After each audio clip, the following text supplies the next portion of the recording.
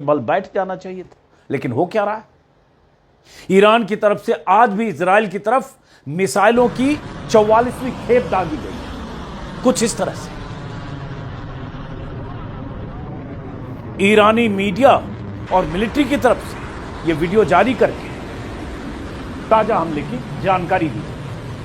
Trump के बयान के बाद, ट्रंप की ताजी धमकी के बाद आज सुबह ही सेंट्रल दुबई के इलाके में जोरदार धमाके सुने गए। ये धमाके इतने तेज थे कि आसपास की इमारतें हिल गई। दुबई के कॉर्पोरेट टावर्स वाले इलाके के ऊपर धुएं का गुबार दिखाई दिया। रिपोर्ट्स में कहा गया कि यूएई की एयर डिफेंस सिस्टम ने मिसाइलों और ड्रोन को इंटरसेप्ट किया, जिसके मलबे के गिरने से एक इमारत को नुकसान पहुंचा है।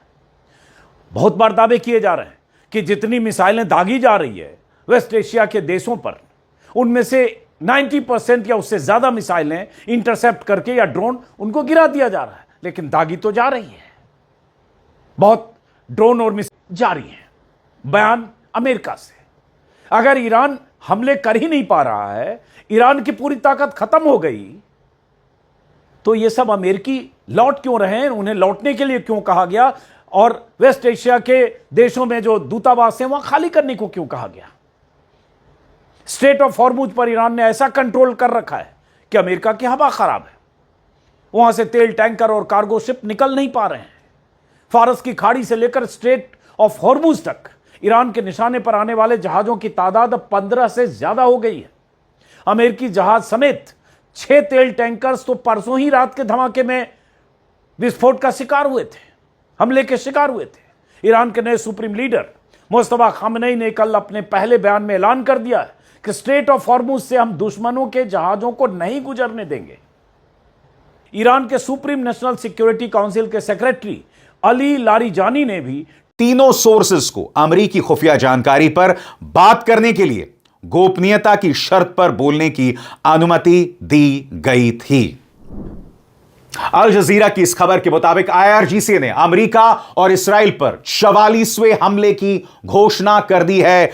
44th wave of attacks against Israeli and US forces in the region. अब आप मुझे बताइए दोस्तों, इस तरह के जब हमले किए जा रहे हो तो इसका क्या मतलब है? इसका मतलब है कि ईरान के पास अभी भी मिसाइल्स हैं। और यही बात तो अब्बास अरागची ने कही थी, यही बात अली लारिजानी ने कही थी। उन्होंने क्या कहा था कि अभी हम शुरुआत अपने पुरानी मिसाइल से कर रहे हैं, आने वाले दिनों में हम अपनी नई मिसाइल्स निकालेंगे, और जब वो नई मिसाइल्स मैदान में होंगी तो युद्ध की सूरत पूरी तरह से बदल जाएगी। और इसका जवाब इनके पास नहीं है। और अब मैं आपका ध्यान खींचना चाहता हूं सीएनएन की इस खबर की तरफ। सीएनएन की इस खबर के मुताबिक अमेरिकी के देशों को इसराइल से रिश्ते सामान्य करने की अपनी नीतियों को अरब सागर में फेंक देना चाहिए। 2020 में बहरीन, संयुक्त अरब अमीरात, मोरक्को और सूडान ने इसराइल के साथ अब्राहम अकॉर्ड किया। सऊदी अरब भी इसराइल के नजदीक जाने ही लगा है। 2022 में कतर ने फुटबॉल के विश्व कप पर अरबों डॉलर खर्च किए। 2034 में सऊदी अरब में विश्व कप होगा।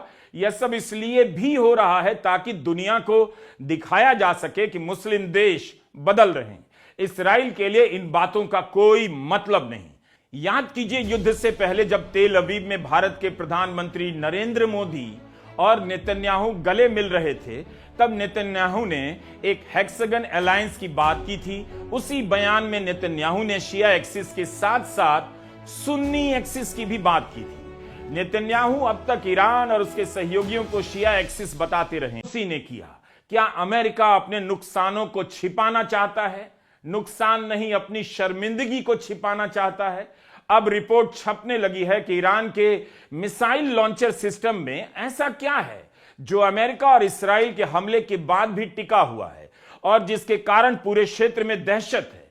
ब्लूमबर्ग ने ईरान के मिसाइल सिस्टम पर लंबी सी रिपोर्ट की है।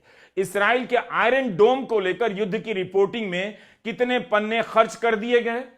अब इसराइल का ही अखबार हारेस रिपोर्ट कर रहा है कि ईरान के 11 क्लस्टर मिसाइल डिफेंस सिस्टम को पार करते हुए सीमा के भीतर आ गए और एक मिसाइल ने सेंट्रल इसराइल पर 70 बम गिरा दिए। इसके अलावा सूडान से खबरें आ रही हैं, वहां ईरान ने संयुक्त अरब अमीरात का खेल बिगाड़ दिया है। सूडान में संयुक्त अरब अमीरात विद्रोही गुट आरएसएफ को सपोर्ट करता है। लेकिन ईरान सुडानी सेना एसएएफ को सपोर्ट कर रहा है। General Abdel Fattah al Burhan की वहां सरकार है। सूडान लाल सागर के किनारे पर मैंने आपको क्या बताया था कि हर गुजरते लम्हे के साथ ईरान अमेरिका के जो बेसिस हैं मध्य पूर्व में उन्हें अंधा कर रहा है। लिहाजा अब अमेरिका को कोई अंदाजा नहीं कि ईरान का कौन सा मिसाइल आ रहा है। और इसी मंच पर मैंने आपको बताया था कि किस तरह से ईरान जो है चाइनीज नेविगेशन सिस्टम बेदू का इस्तेमाल कर रहा है और इस ट्रैकिंग सिस्टम से उसके लिए बहुत आसान हो गया है अमेरिकी जंगी जहाज या फिर अमेरिकी विमानों को मार गिराना। अब मैं आपको बतलाने वाला हूं कि इस बारे में अमेरिका का क्या कहना है, गौर फरमाएं। अमेरिका क्या कह रहा है? सेंटकॉम ने सीधे कहा है कि यह दावा झूठा है। उसके अनुसार यूएसएस इब्राहिम लिंकन को कोई मिसाइल नहीं लगी है। जो मिसाइल दागी गई वे करियर के पास तक नहीं पहुंची। करियर अभी भी लड़ाकू विमान लॉन्च कर रहा है और सामान्य ऑपरेशन जारी है। अमेरिका ने तस्वीरें और रिपोर्ट जारी की है जिनमें करियर अभी भी मिशन कर रहा है। अब मैं आपके सामने जी हाँ दोस्तों, देश में 20 दिन का ही पेट्रोल गैस बचा हुआ है दोस्तों। कहीं ना कहीं ये जंग भारत को इफ़ेक्ट कर रही है दोस्तों, क्योंकि भारत के पास जो गैस है, जो आत्मनिर्भर भारत की जो छवि बनाई गई थी दोस्तों, वो बिल्कुल फेल हो चुकी है दोस्तों। 90% गैस खाड़ी के देशों से आता है, ठीक है। अब भारत की जो छवि है दोस्तों, जो आत्मनिर्भर विश्व गुरु की, वो बिल्कुल ख़राब हो चुकी है। जब मोदी निकल चुके हैं बंगाल के चुनाव में दोस्तों, ठीक है। यहाँ पर ईरान ने बंद कर दिया दोस्तों। ईरान ने कहा कि नहीं निकलेगा, ठीक है, कोई नहीं निकलेगा। जो विश्व गुरु की छवि है वो ईरान ने तो कर दी ख़राब, ठीक है। जो जयशंकर की जो लेज़र आइज है दोस्तों, वो फेल हो चुका है बिल्कुल सिस्टम है। आयरन ड्रोन की जगह इनकी लेज़र आइज भी फेल हो चुकी हैं दोस्तों। और इजराइल ने लगा दी भाई आग, सभी मिसाइलों को लगा दी। आज इजराइल पे आग लगा दी ईरान ने सारी। आज इजराइल अमेरिका को दिखा दिया दोस्तों। अमेरिका तो समुंदर से पीछे हट रहा है दोस्तों, ठीक है। ये बड़ी खबर है दोस्तों। और ट्रम्प कह रहा है कि हम युद्ध जीत रहे हैं। अगर भागने को युद्ध जीतना कहते हैं तो फिर आप जीत चुके हैं दोस्तों, ठीक है।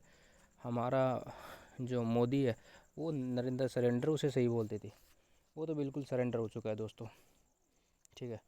बिल्कुल सरेंडर हो चुका है दोस्तों, ठीक है। अगर भारत के पास परमाणु बम नहीं होता तो आज भारत की भी हालत ये होती। वो तो उस दौर के जो अटल बिहारी वाजपेयी थी, उस दौर की हुकूमत थी, उन्होंने जिगरा दिखाया और बना लिया। हालांकि मोदी की इतनी हिम्मत नहीं है दोस्तों, जिस तरह से 56 इंच का दिखाया जाता था। ईरान का विदेश मंत्री अगराची आंखों में आंखें डाल के बोल रहा है दोस्तों अमेरिका को कि तुमसे जो होता वो उखाड़ लो, और हमारे की फटी पड़ी है। लेजराइज फेल हो चुका है, लेजराइज। तो ये होती है दोस्तों विदेश नीति, ठीक है। आज ईरान अकेला पड़ रहा है पर सब पे भारी पड़ रहा है, ठीक है। अब ठीक है, किसी देश को उसकी ज़रूरत नहीं है ईरान को, वो अकेले ही देख रहा है।